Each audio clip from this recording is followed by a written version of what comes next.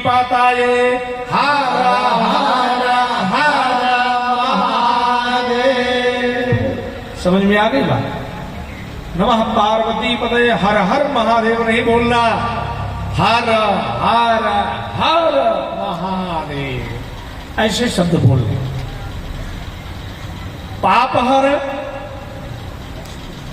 दुख हर, क्योंकि दुख कहां से आता है? पाप के कर्म के फल का, पाप के फल का, पाप का ही फल है दुख। तो पाप हर दुख हर, दारिद्र्य है, कष्ट है ना? हर हर हर जब हम 3 बार बोलेंगे तो कहे नहीं, हमने बताया था कि जब कोई बात 3 बार हो जाता है तो वह शपथ का रूप हो जाता है। तो हम कभी भी हर बोलेंगे तो 3 बार ही बोलेंगे। हम निवेदन कर रहे थे कि हनुमान जी महाराज का वंदन किया गया है और हनुमान जी के वंदन के बहाने इसको भगवान राम जी की महिमा और राम जी के बहाने श्री हनुमान जी की महिमा का वर्णन किया गया है।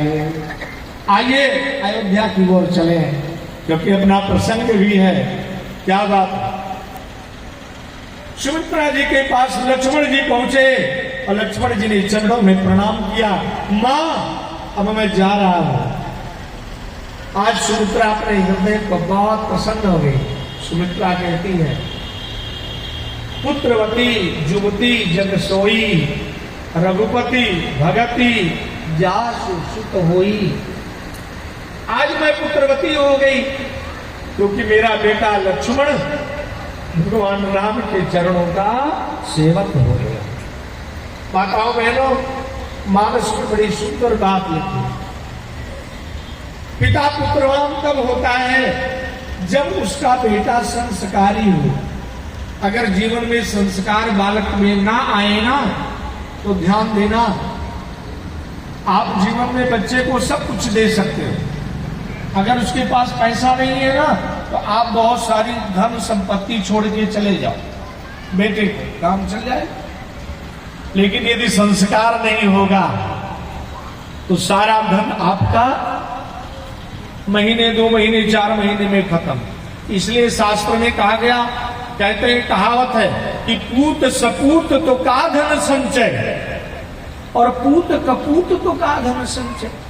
अगर बेटा लायक है तो तुम्हें धन छोड़ के जाने की कोई जरूरत नहीं है, क्योंकि वो लायक है तो अपने आप कमा लेगा।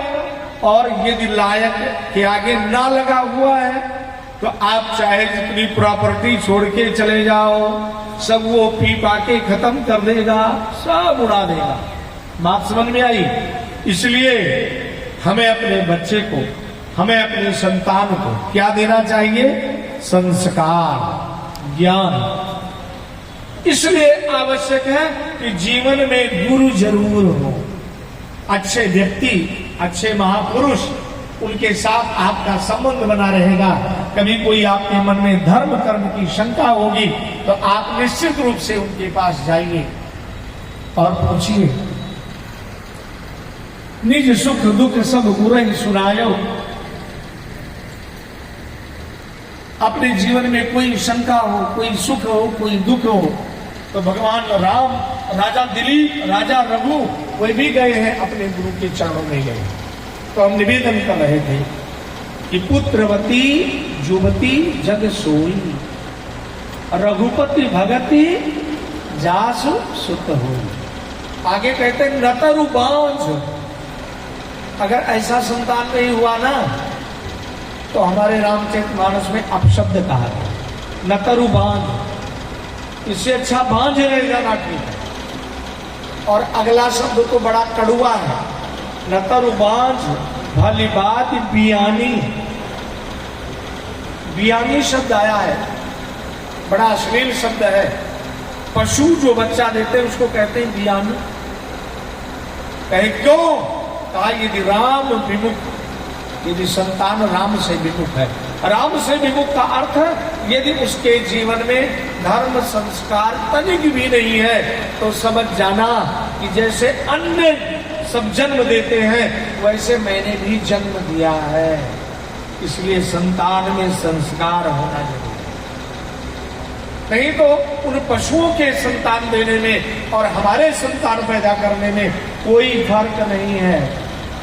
तो आप लोग क्या कहते हैं, आचार्य जी बच्चा तो सुनता ही नहीं, तनिक भी नहीं सुनता, कोई बात ही नहीं सुनता। सुनेगा जरूर।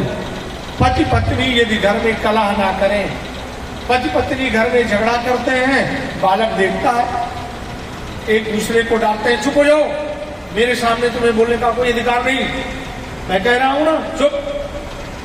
ऐसी बातें घर में नहीं होनी चाहिए। ऐसी बातें घर में होंगी तो आपके बालक को संस्कार नहीं मिलेगा, कदापि नहीं मिलेगा।